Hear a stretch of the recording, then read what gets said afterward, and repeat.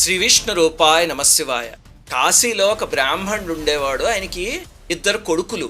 ఒకసారి ఒక మహనీయుడు ఇంటికి వస్తే ఆ కొడుకులు సరిగ్గా ఆదరించకపోతే ఆ మహనీయుడు ఆగ్రహించి వెళ్ళిపోయాడు.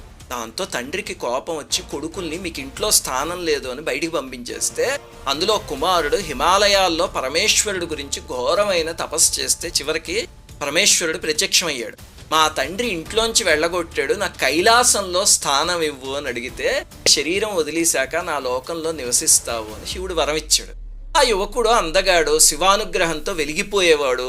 ఆ తర్వాత గురువు దగ్గర వేదాధ్యయనం చేస్తూ ఉంటే ఒక రాజకుమారి చూసి మోహించింది. అప్పుడు వాళ్ళిద్దరూ కలవాలనుకున్నారు. ఎక్కడ కలవాలి అంటే ఒక పుష్పాన్ని దంతానికి తాకించి పుష్పదంతం అనే చోట కలవాలి అని ఒక సైగ చేసుకున్నారు. ఆ రకంగా పుష్పదంతుడయ్యాడు. ఆమెను వివాహం చేసుకున్నాడు. మరణానంతరం కూడా పుష్పదంతుడనే గంధర్వుడయ్యాడు. హాయిగా కైలాసంలో ఉండేవాడు. అతనికి ఒక బలహీనత ఉండేది. ఏమిటంటే ఏదైనా తోటలో పువ్వులు కనిపిస్తే దొంగతనంగా కోసేవాడు. పూర్వం ద్రవిడ దేశంలో ఒక రాజు ఉండేవాడు. ఆయన మహాశివభక్తుడు. తన తపశ్శక్తితో భూలోకంలో దొరకని దేవతా పుష్పాలన్నిటిలో తన తోటలో పూయిస్తూ రోజు శివ పూజ చేసుకునేవాడు. ఒకసారి పుష్పదంతుడు రాజుగారి పూల తోట మీదుగా ఆకాశంలో వెళ్తూ ఇంత అద్భుతమైన సువాసన వస్తుంది ఏమిటి అని కిందకి దిగాడు. అక్కడ ఆ పువ్వులు చూసి అందరూ నిద్రించే సమయానికి ఆ వనంలోకి అదృశ్య రూపంలో వచ్చి ఆ పువ్వులన్నీ కోసుకెళ్లి పూజ చేసుకోవడం మొదలుపెట్టాడు. ఇలా కొన్ని రోజులు జరిగింది.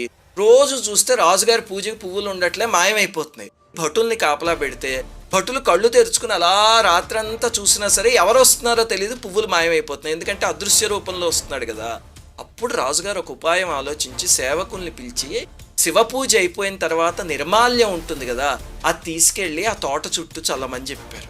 చెప్తే వాళ్ళు చల్లారు. యథావిధిగా పుష్పదంతుడు అదృశ్య రూపంలో తోటలోకి వచ్చేసరికి నిర్మాల్యం ఉందని చూడకుండా పొరపాటున కాలుతో తొక్కాడు. దివ్యశక్తులన్నీ నశించిపోయి అదృశ్య రూపం పోయి మామూలు మనిషి అయిపోయాడు.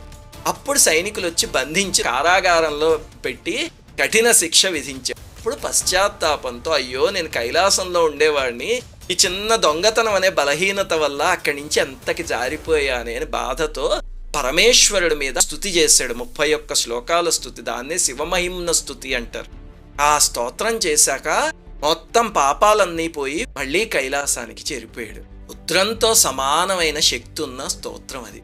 ఈ కథ నుంచి ఏం తెలుసుకోవాలి అంటే 2 విషయాలు. మొట్టమొదటిది, నిర్మాల్యాన్ని ఎప్పుడూ దాటకండి. ఇంకా రెండవది, దొంగతనంగా పువ్వులు కోసి తెచ్చి దేవుడికి ఎప్పుడు పెట్టకండి. ఎవరో పువ్వులు మనకొద్దు, మన ఇంట్లో ఉన్న ఒక్క పువ్వు చాలు. అది లేదనుకోండి, మనస్సు అనే పువ్వుని స్వామి పాదాల దగ్గర పెట్టి పూజించండి. శ్రీమాత్రే నమః.